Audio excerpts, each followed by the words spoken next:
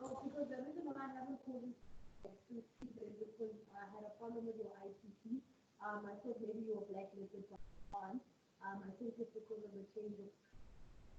Yeah, no, my name is Michael, but I've changed it to Sophie now. Okay, no problem. Can you send me your CV and all your documents, please? Documents, you want my matric certificate, my degree in art and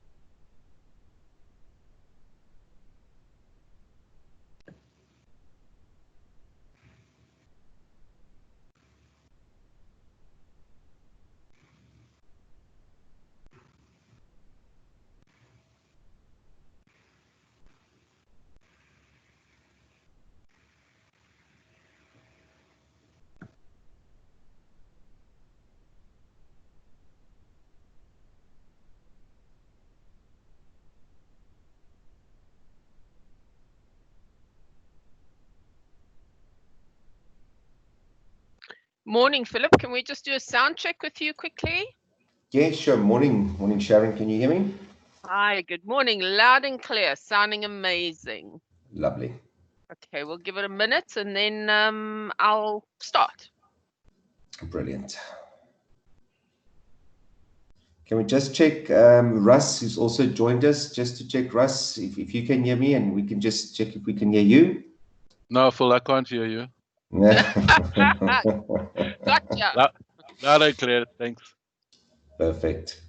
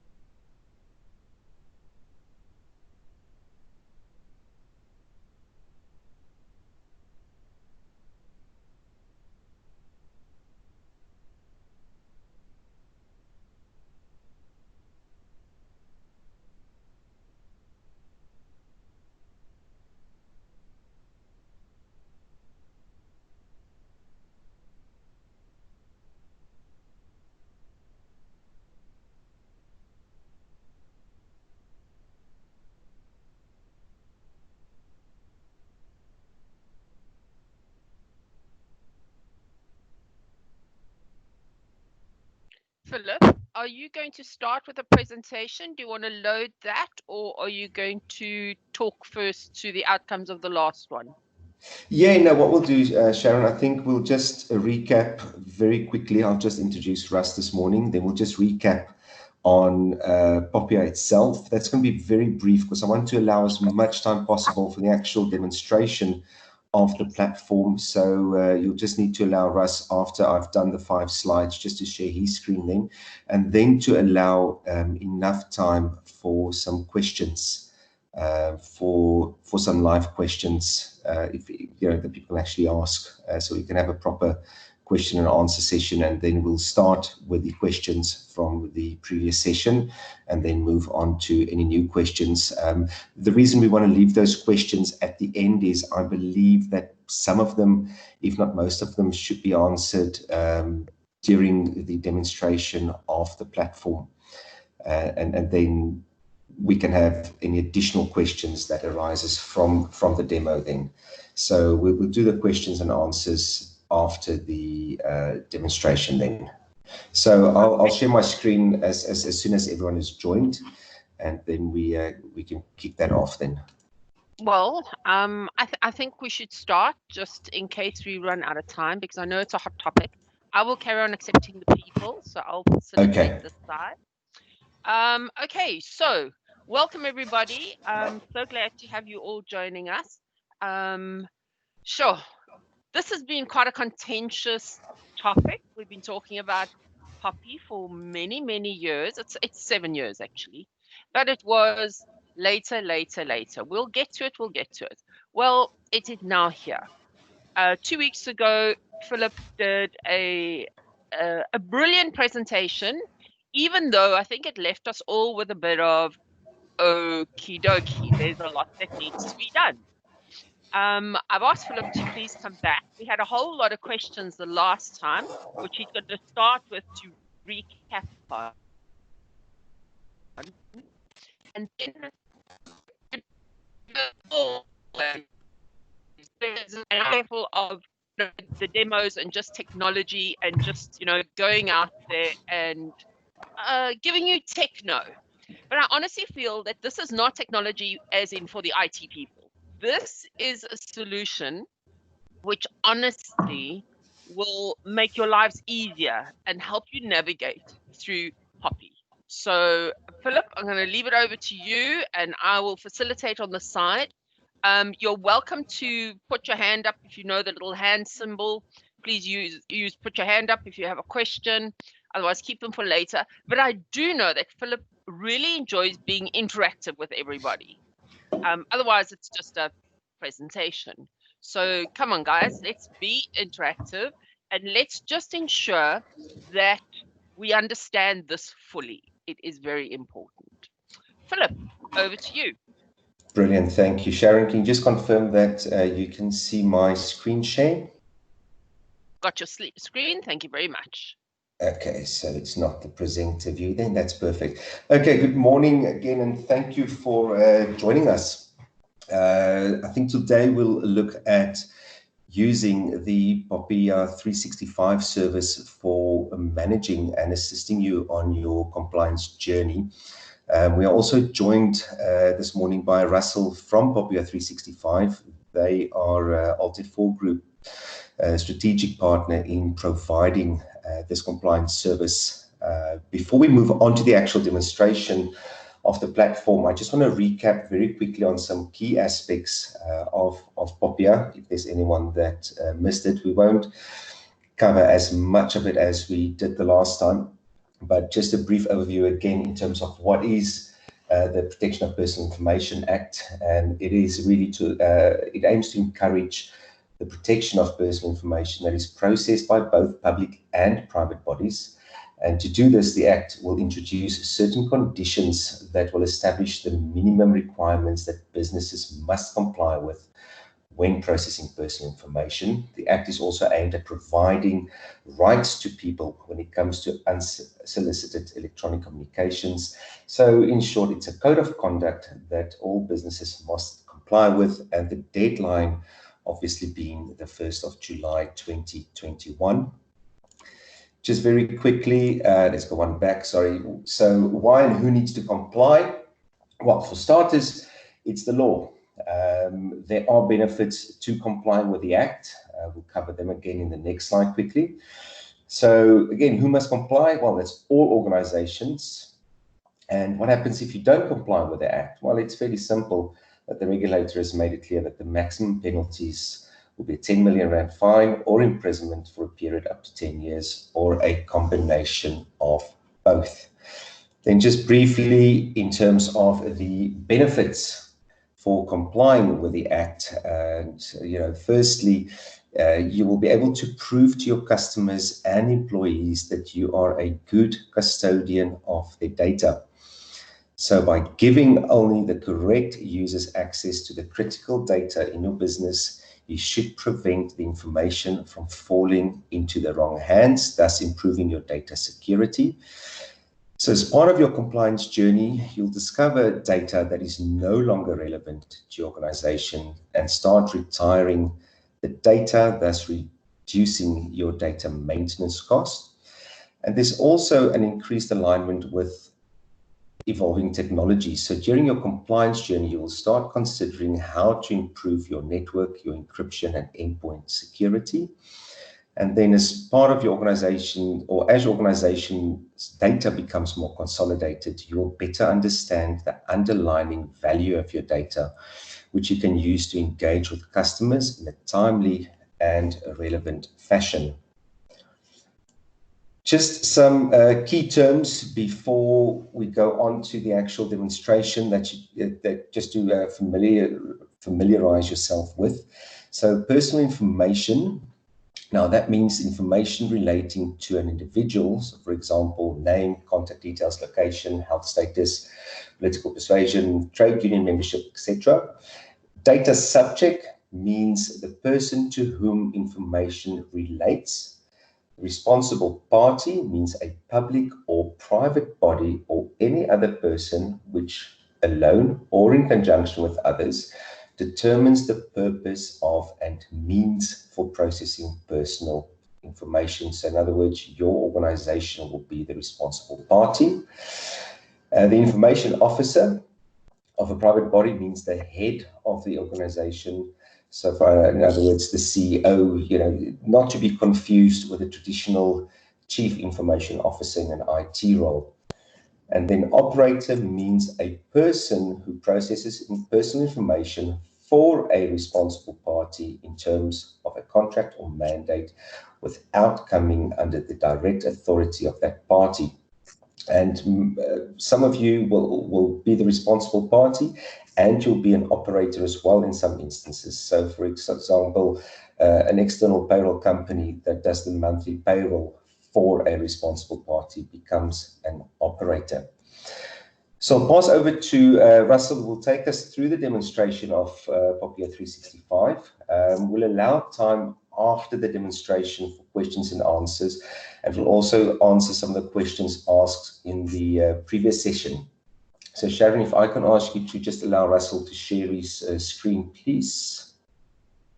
With pleasure. Go ahead. I think you got to get out of it so Russell can go into it. There we go. Yes, I've stopped sharing. There we go. Okay, if you can tell me when that resolves. Got it. Thank you, Russell. Wonderful. Thank you, Sharon. Thank you, Philip, for that introduction. And yes, to Sharon's point, in our experience, it's been such a long build-up to POPI 365. It's finally here, but it's also brought along a lot of misconceptions and preconceptions. But at the end of the day, my guidance is really for you to don't be intimidated by the regulation. You do need at some level to understand some of the basics, as Phil has described, those particular individuals, as well as to understand what the requirements are and at least understand the principles or the conditions for compliance. So a little bit of background to POPI 365. It's built on the same platform as GDPR 365. GDPR, as you will be aware, is the European regulation, and POPI is pretty much I don't want to belittle it by saying it's a cut and paste. In my opinion, it's actually it's an improved GDPR, or it's improved quite a bit on GDPR itself. But what you see here, POPI 365 is identical to the GDPR 365 platform. Okay, so this is the landing page, and as you'll see, the top section, where you can actually do your compliance audits or your operational compliance, and then you can also run your compliance monitor. The middle section really is about building the foundation for the program, and then the bottom section really about the ongoing maintenance. So typically what we would do is, so when you register for the solution, you would go through and you'd get a welcome email and inviting you to set your password. You'd go through and set up your contact details and upload your logo and stuff like that, and then determine what the kind of package that you need that's relevant to your organization. You'll then go through, once you've completed that, then go through to the home page where you can actually start. So first thing that you would need to do is, or that the information officer would need to do, is to complete this particular checklist here. That's the very first thing, because the information officer is responsible for ultimately responsible for compliance and for setting up the actual compliance program. But you can deputize to deputy information officers, but the idea is for the information officer to first complete this checklist before anything else. That activity will get monitored in the actual compliance monitor. Now, it's arguable as you can actually jump into any section. You don't have to go strictly in the order that we provide, but these two sections here, your data mapping and your compliance audit rather, they work hand in hand. So, in a typical organization, what you'd want to do is you'd want to get the program manager would want to get the relevant people together, maybe the CIO, the HR director, sales and marketing manager, or whatever the case might be, get them together and say, okay, we're now going to start the program where we're going to start looking at the data mapping. In other words, the where, why, who, what of personal information processing. And then we're going to see, then we're going to do an audit of where we're actually processing it and the conditions under which we're processing it, to see that where we can generate a gap analysis, and then continue with the program in terms of addressing those risks and the gaps that we found. Okay, so I'm going to show you the functionality within the compliance audit section. So besides the information officer, we give you these 4 default sections that relate to consent, and I mean this would typically involve your salespeople, as well as your electronic marketing and profiling, and then your obviously your HR people for the HR practices, and then your information use and security would then be IT would be involved with that there. So the functionality is the same throughout for all of the checklists. And what you can also do is you can assign individuals compliance users that will manage specific compliance sections. And when they log into the solution, they will only see the compliance sections that have been assigned to them. Okay, and then the functionality, as I said, is the same throughout. So for each compliance section, we give you a default set of statements that you need to benchmark against your organization. All of the status changes are monitored in the notes section. You can actually add your own notes and your own files. You can also assign individual tasks to what we call a task owner, where you can set due dates and you can set a review cycle as well. And when the task owner logs in, they will only see the tasks that have been assigned to them. So when it becomes due, they will get a notification to say you've got tasks due. They will then come in, address it, and then you would then determine whether you want to reset the cycle or not. Okay. Okay. So, as I said, one would get the relevant people together, and then typically you want to see how you're progressing as far as the compliance audit is concerned. So we give you this monitor where you can actually filter according to your needs, and then it gives you a complete overview of all of the maintenance within the solution. I've just chosen compliance here as an example. You can also download it in PDF or in Excel format, which comes in handy. Okay, and then working in tandem with the compliance audit is your data mapping. The important thing I wanted to point out here is, when you're on your compliance journey, relationships are important. You need to understand the relationships. Firstly, you need to understand the concept. So what is a responsible party? What is a data subject? And what is an operator? And there are sometimes triangular relationships, amongst those 3 people. For this particular example, what we're looking at is from the responsible party's point of view, Alt F4 Holdings, and it just so happens that Alt F4 Holdings has got a call center department. Okay, so we're looking at it from this point of view. I know that in many of your situations, you will view yourself as an operator, and your business is the actual call center, but you're actually acting on behalf of other responsible parties.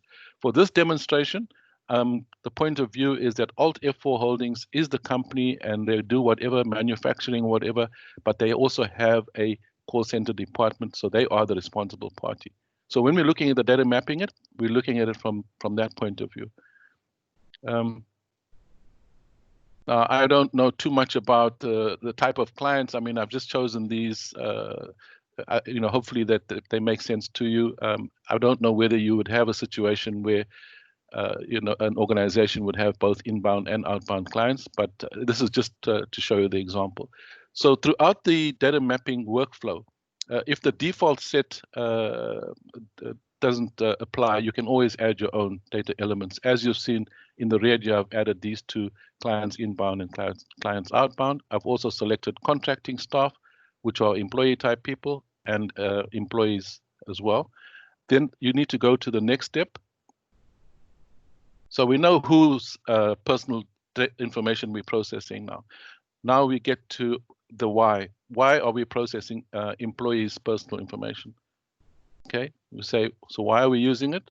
Now we need to select the processing purpose, and you can see that you're limited in terms of the lawful basis. So you select the processing purpose, you also select the lawful basis. In this particular example, I've said we need to conclude a performer contract to which the data subject is party. The data subject is the employee in this example, right?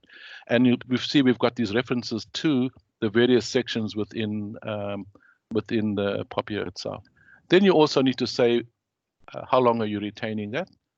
That's also important. That's what you need to generate on your privacy notice. Okay. So you would select all of your processing purposes for each of your data subject types. Okay. Then for each processing purpose, so we'll take this one as an example. We start talking about the actual processing. So what are the personal information types that are using for this particular purpose? All right, and I've just chosen those two as an example. Again, you can add your own. Then they have this thing called special personal information types. Okay, and we've actually. Sorry. Hello. Yes. Sorry, I've just had a question from one of the, or some advice.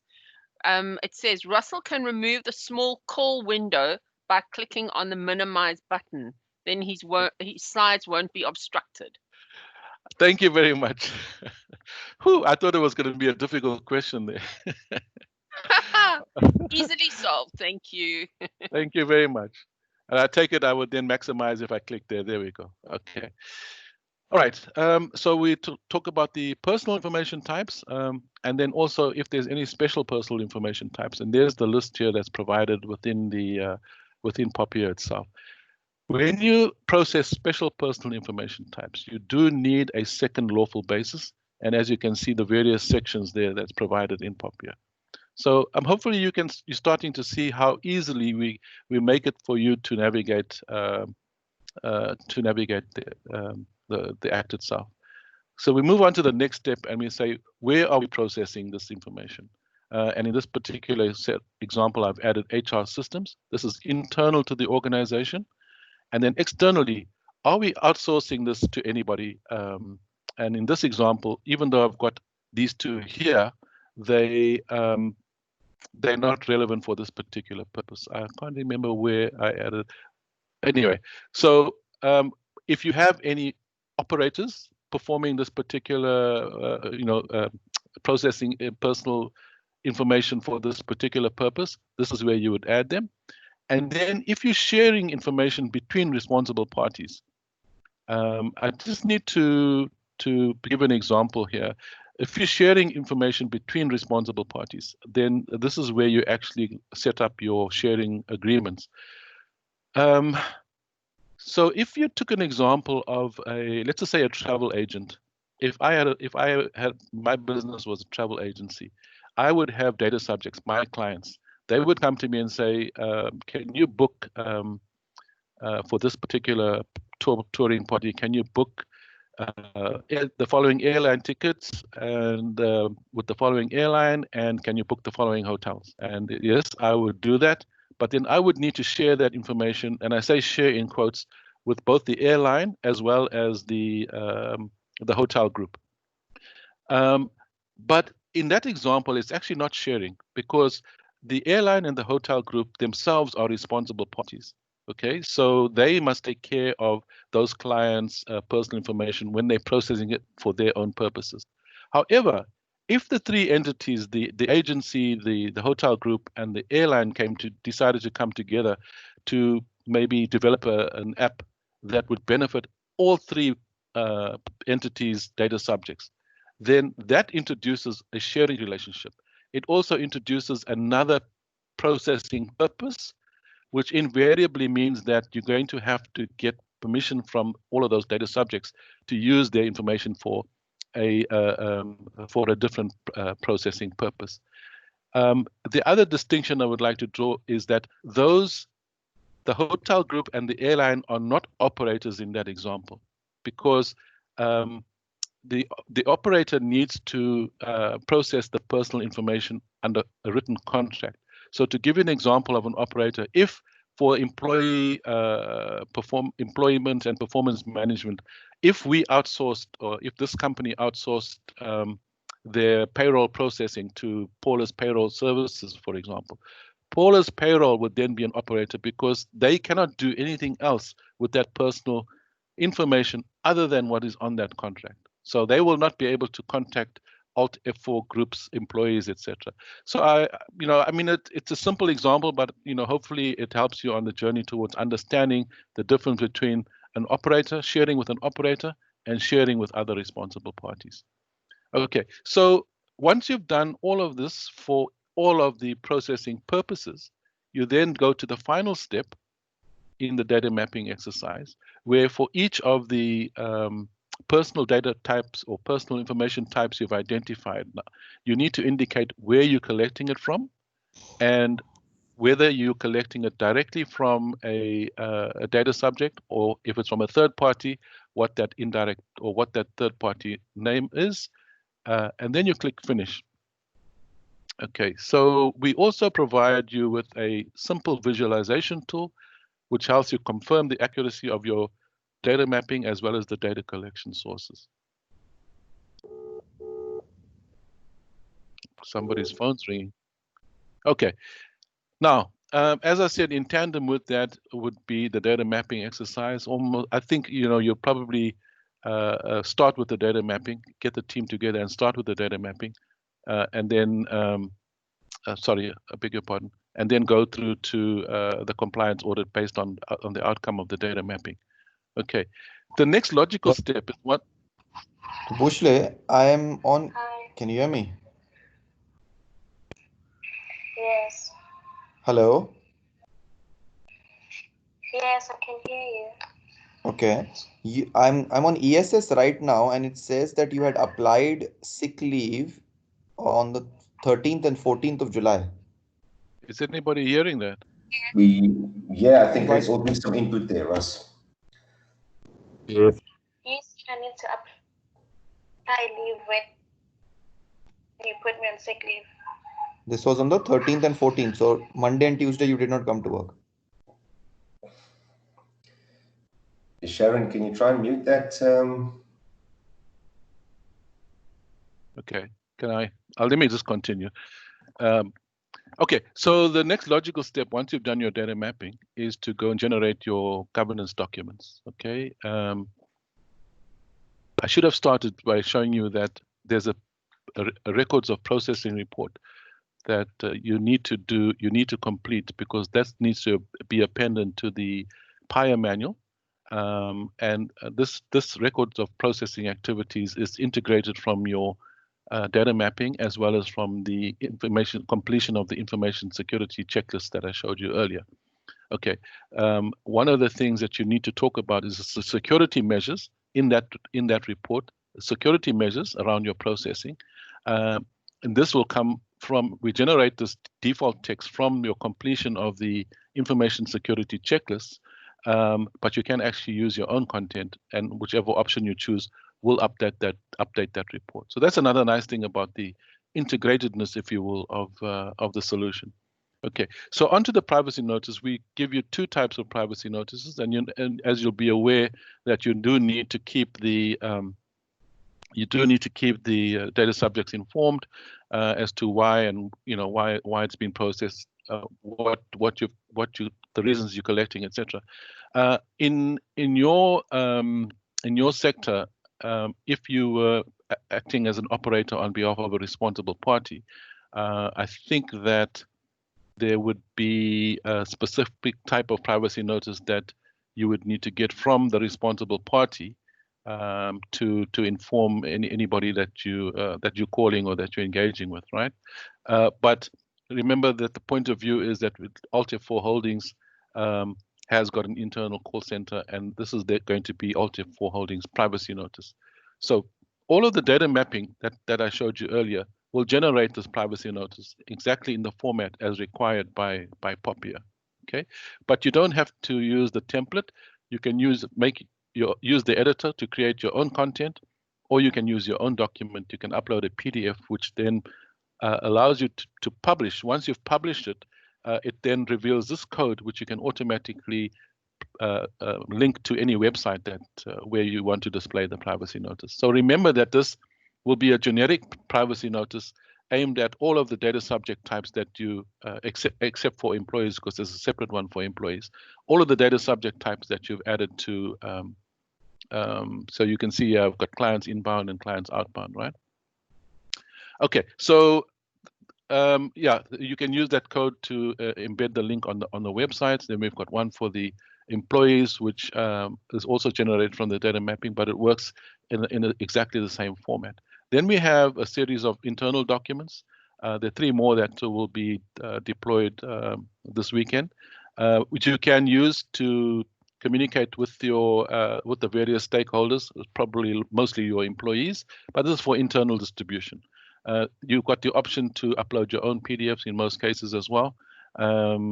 This particular one, I don't think there is that option, but this one makes it nice and pretty, so it makes it easier for you to use. Then we also have some other optional documents, which are more meaningful, I guess, to the bigger organizations that do have systems of internal control and would relate to these kind of documents. Then there's also a library which you can upload your own PDFs, or you can edit your own, and then you've got the option to share or not to share with stakeholders. And let me show you where we actually distribute those documents. So this is one way to demonstrate compliance as well, is that you are keeping the relevant people informed as to what the responsibilities are, and what the organization's policies are. So I've just added 2 for this demo, but what you can use, you add all of the stakeholders here, all of the employees here. You are able to email individually or globally. You select the documents you want to send, you customize your message to them. Then they will receive it as per this example. Just give me a second for this to resolve quickly. Okay, they would go through, they would click I've read and I've accepted. It then comes changes from the orange to the blue, and then all of this activity is monitored in that compliance monitor I spoke of earlier. Okay, then you would recall in data mapping that we had some examples of operators, and this is where you come and actually maintain the contracts. Okay, we give you a default template which has been rubber stamped by our legal people, but you don't have to use the template. You can whichever one that you're using that is valid, you can actually upload here as a signed contract. Remember also that there might be a lawful basis that's applicable if it's personal information that's being processed outside of South Africa. Then you would need to choose the appropriate whatever the lawful basis is for. Like for this one, for Singapore, should have chosen a different lawful basis. But yeah, that functionality is available within the form itself. And then if there's any sharing, information sharing between responsible parties, it works in identical fashion, except that we produce a template of an agreement as opposed to a contract there. Now, if you have any security incidents, this is where you come and manage it. This gives you, this particular workflow will help the investigation team ask all of the right kinds of questions, help you gather the right kind of evidence, which then generates the kind of content that you need to communicate either with the regulator or with, in some cases, with the data subjects. And then there's a final step where you evaluate the particular response, and then producing the relevant documents here. So if you do use a solution, then people are encouraged to have regular tabletop exercises, just to keep people aware as to what the procedure is, and help towards sort of continuous improvement as well. For any of those that you use for training, you can always delete them. Okay, now I would say that compliance audit, data mapping, and your subject access management are three of the most vulnerable areas, and probably the most important areas that you need to be up to speed with. What we do here is that that you have to provide data subjects with they have the right to access their personal information, and then also, if you are processing their personal information, depending on the situation, they also have the right to have it deleted or to have it corrected. So there's a number of different rights that they could potentially exercise. What we provide you with is some code where you can create this link on your website. When they click on the link, they will be presented with this form. If you're familiar with with PIA, the Promotion of Access to Information Act, PIA dictates the manner in which data subjects need to make a request. What we've done is that manner is actually included in all of this. So you won't see the actual forms that the government produces, but they're saying that you can actually, as long as you have presented in a similar format, it's okay. So this is what we give you when they click on a particular type of request. They will then be given some information to help them make the decision. They need to then complete all of the details. When they click submit, then the online request will automatically come into this section. And if any come through manually, you can actually create your own by clicking that the white star. All right. So looking at the overall process, these are the logical steps. You'd need to receive it and evaluate it, and then while it's in progress, you're going to be confirming identity and stuff like that. And then it could well be rejected because, for example, it may not be for your organization, or it could possibly not be for personal information. But the idea then is to take each one through to its logical sort of completion. I can't stress enough the importance of the dependency of DSARs on PIA, not only in terms of the manner in which a subject access request must be made, but also in the conditions and the rules around how you actually respond to it. So just to give you a very high level idea, what you would do is you would first you check your data mapping to see where you're processing a data subject type personal information. Then almost invariably you're going to have to jump out to other systems. In this case, it will be HR probably, to go and see where you're processing personal information about that particular requester. Okay, and then you would need to take it through the steps as dictated to by PIA. Okay, we give you a lot of support in terms of the various PIA sections that are relevant, but most of these. So once you found the records, then you need to go through and determine. So, for example, if it contains health records, you need to understand what you need to do or what you can't do if it does contain health records. So there's a whole lot of mandatory steps and rules that you need to follow.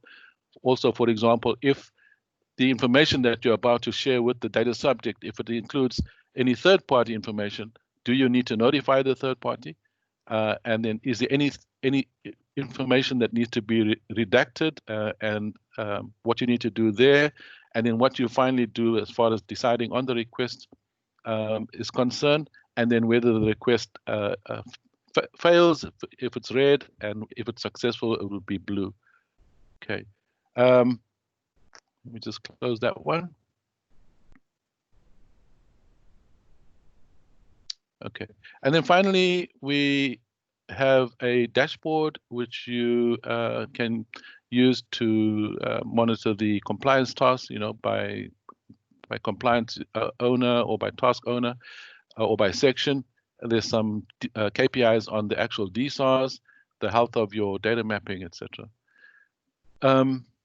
I think, Phil and Sharon, that's the sum total of the presentation. It's short, but hopefully I've managed to get the essence through, the fact that it does enable collaboration in the organization, which is important.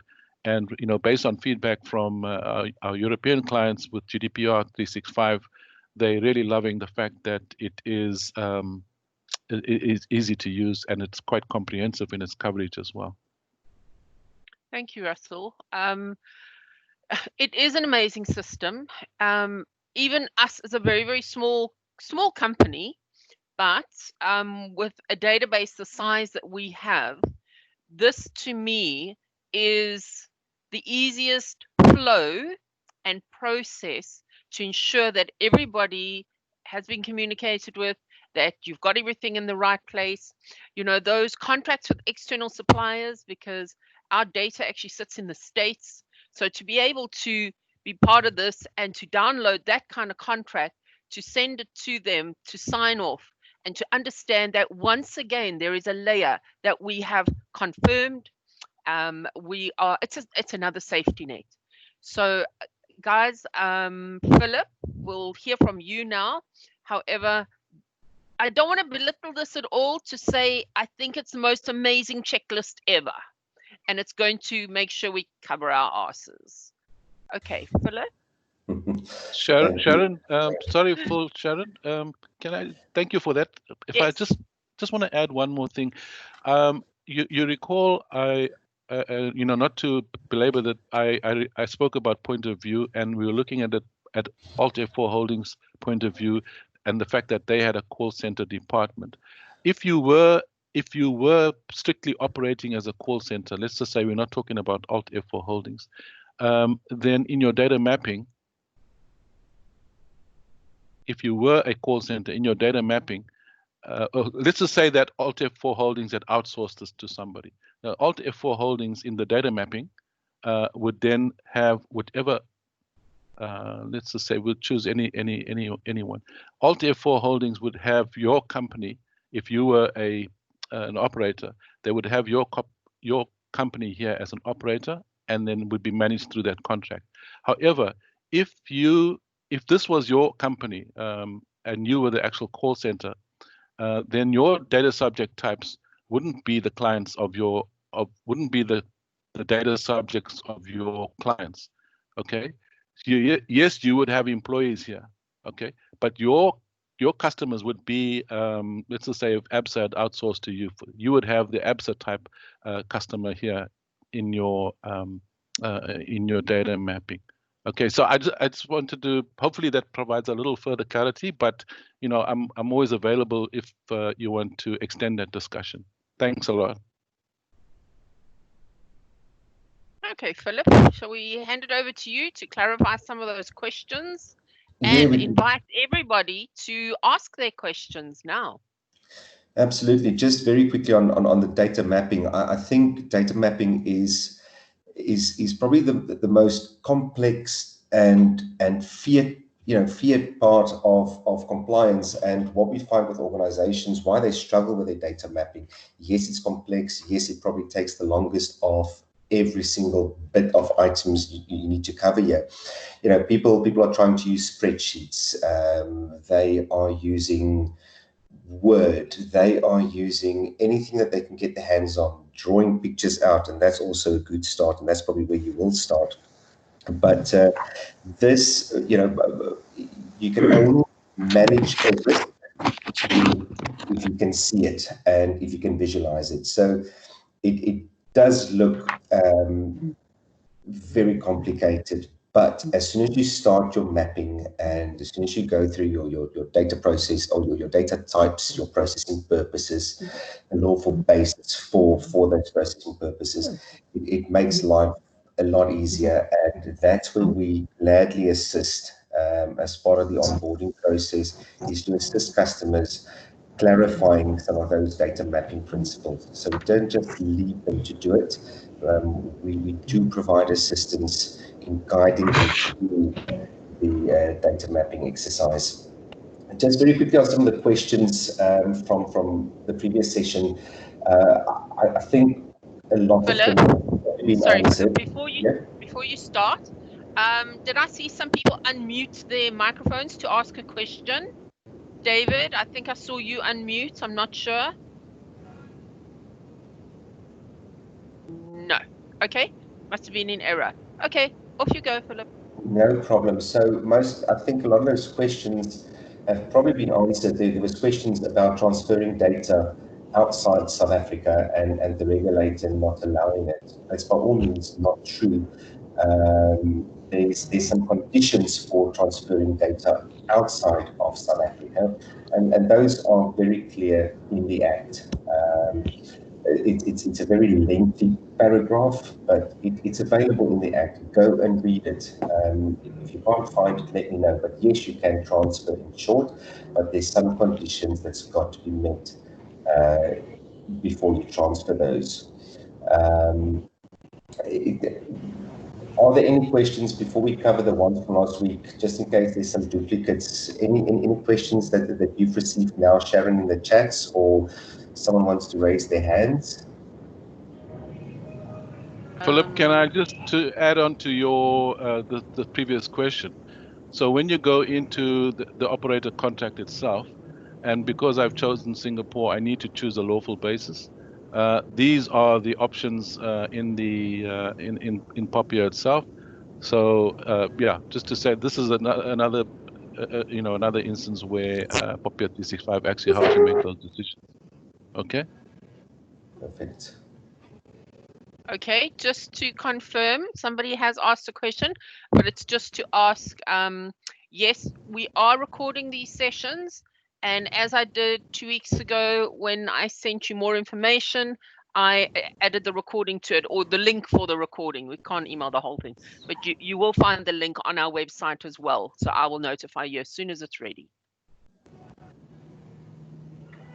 Okay. Any other questions that you would like answered right now?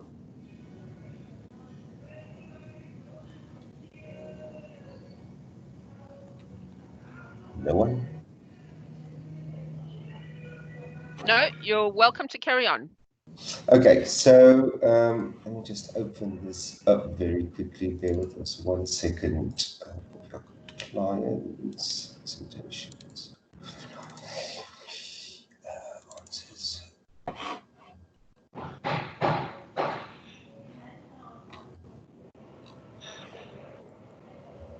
Okay, I think there was a question someone had about if a person is a member and pays membership fees to make use of your service annually and they do not want to give consent to contact them, are you allowed to contact them at all on any channel later to try and obtain consent? Now, according to the Act, this is an extract from the Act, a responsible party may approach a data subject whose consent is required and who has not previously withheld such consent only once in order to request the consent of that data subject. The data subject consent must be requested in the prescribed manner and form. Now, there's one question that popped up. Is there anything on the tool that speaks specifically about data security or encryption?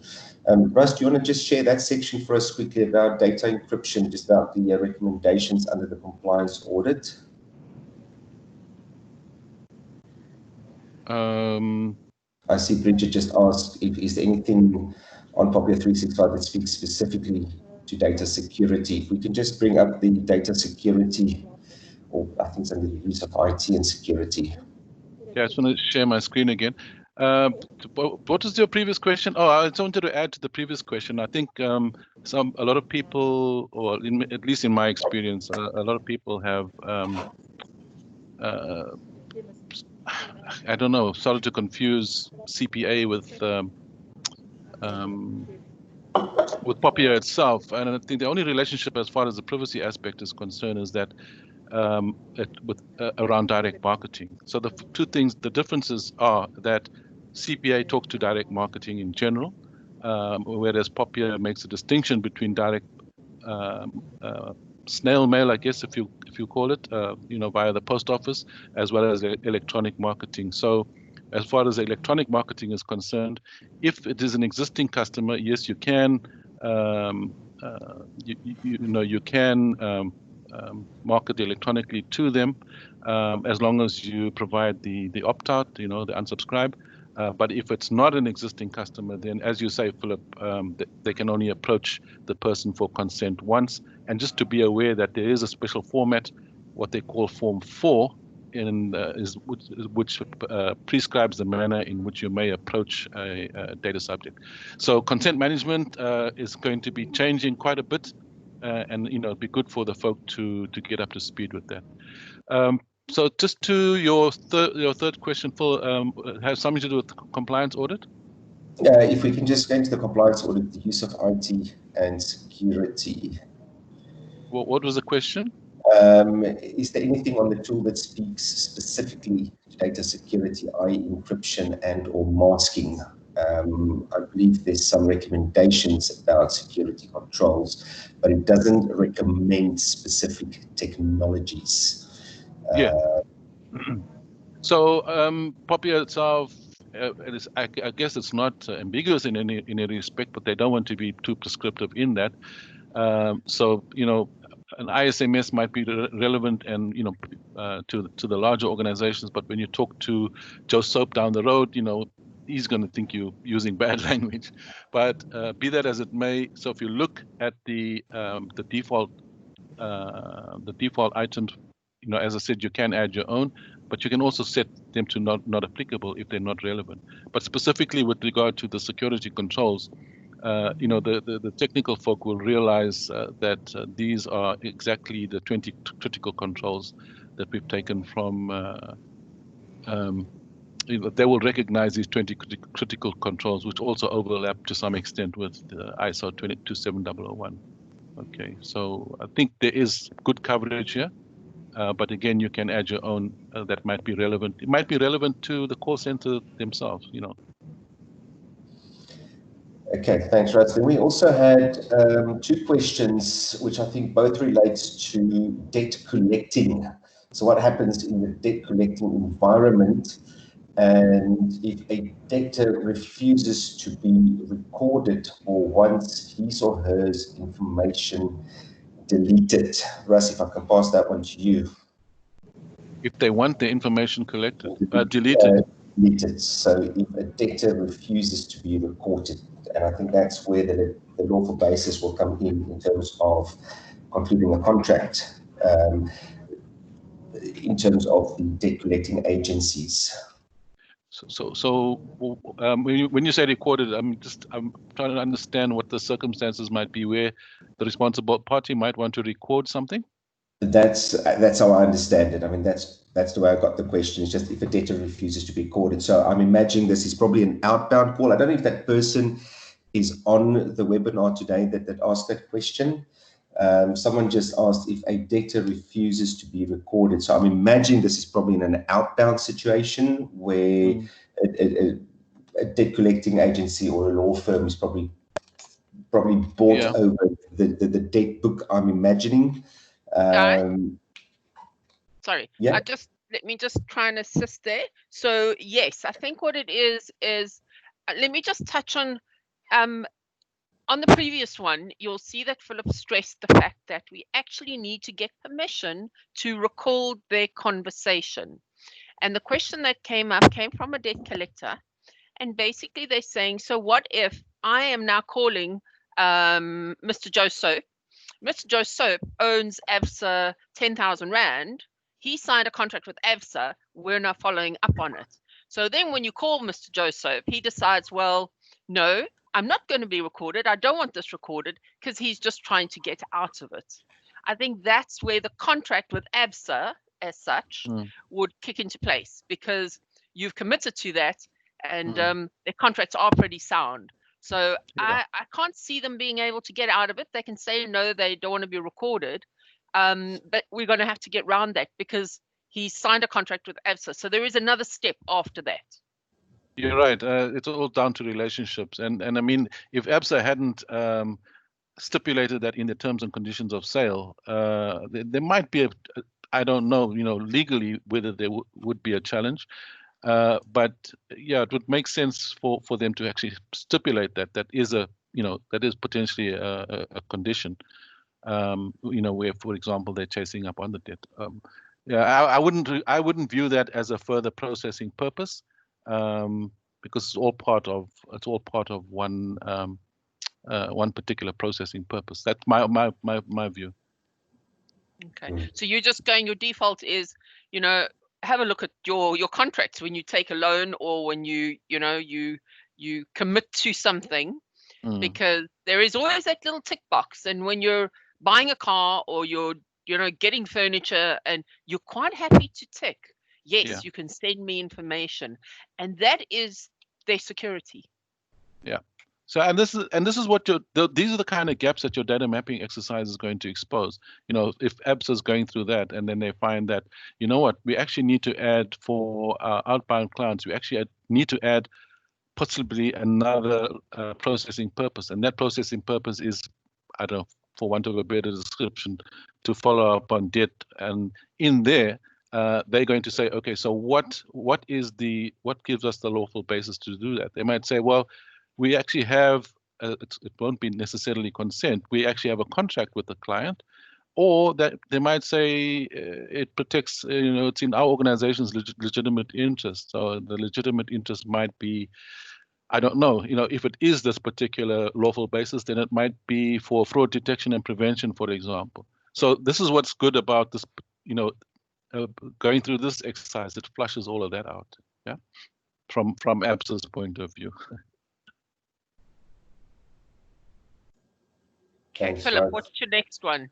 I think that's how they were more or less rolled up. It was mainly about consent.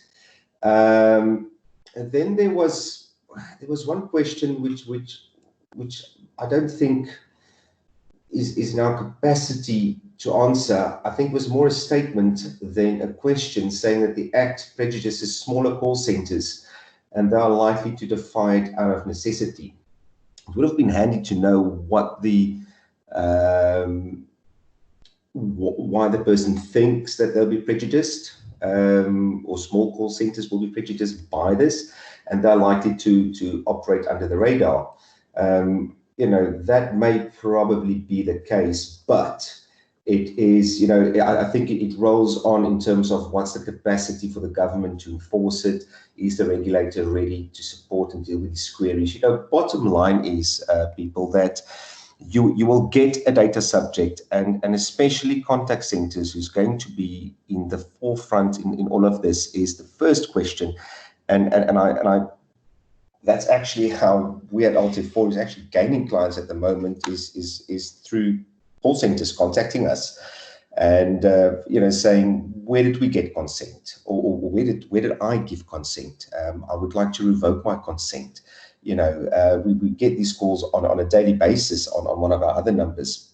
So you cannot hide from this. It will take a data subject to lodge a complaint with a regulator, and yes, the regulator will follow up on it. I don't think the regulator will proactively police POPI compliance. I mean, there's, POPI tells you what to do, but not tells you how to do it, which makes it slightly difficult. But you cannot hide from this. If a data subject lodges a complaint with a regulator, they will investigate it. It took many years for this act to come through. There was lots of changes to it.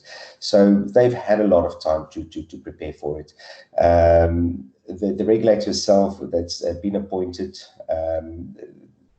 the advocate, she's an absolute brilliant lady, and she's very sharp. So it won't fall on deaf ears. And I think the day in an outbound agent's life is, where did you get my details? That's 9 out of 10 times the case, I think. So just to try and ignore it, to try and fly under the radar. If you start looking at operators and people that sharing information with you as someone that wants to fly under the radar, well, you will lose business because they won't make use of you. So there's repercussions both ways for responsible parties and for operators. So it might be frustrating piece of legislation and for people to ignore it, but it's going to catch up with you at some stage. So don't think that you can hide from this one. And plus, like we said earlier, in terms of the benefits, it's in your organization's best interest to prove to people that you're a good custodian of data. We've seen with the GDPR that companies who's had a breach in security go out of business within 3 years. So to exist corporately for much longer, comply. It's in everyone's best interest. And I think that was about the 8 questions we had, Sharon, is mainly about consent. Can we host outside South Africa? Why should we comply? Is there any other questions that someone has, or you can email us? Email those 3 if you don't want to ask them now. You're more than welcome to engage with us post this webinar with any additional questions. Okay, while they're thinking about their questions. So yes, I was also not sure about that question where they stated that it will prejudice the smaller contact centers. I think the smaller contact centers have a far easier job to actually get on top of this, to do the data mapping, to understand where the holes are, to fill those gaps. The only thing that I think is, if you do get caught, the fines and the penalties, yes, as Philip was saying, they'll shut your company down. It's horrendous. And you know what? They're going to look for the examples. They actually will look for somebody as an example to use that. And you know how it goes. It's exactly what the government do. They'll find somebody, they'll expose it, they'll scare everybody else to make sure everybody comes back into line. Okay. I haven't seen any extra questions coming through. So what I will do is, for now, we have a minute to go. I will wrap up this webinar. I will then download this whole thing. I will give you a link where you can go and listen to the recording. I will also include Philip's details in that, so that you are welcome to ask him whatever questions, whatever may have been left out. I know you're going to ponder on this now. You're going to take it into the office and you're going to go, guess what I heard today? What do I? And then start thinking along those lines. So thank you, Russell. Thank you, Philip, for sharing this information. Just knowing that there is a way and a solution for us is good to know. Brilliant. Thank you. Thank you very much. Thank you all. Okay. Speak to you soon. Thank you. Bye-bye. Bye. Ciao. Goodbye.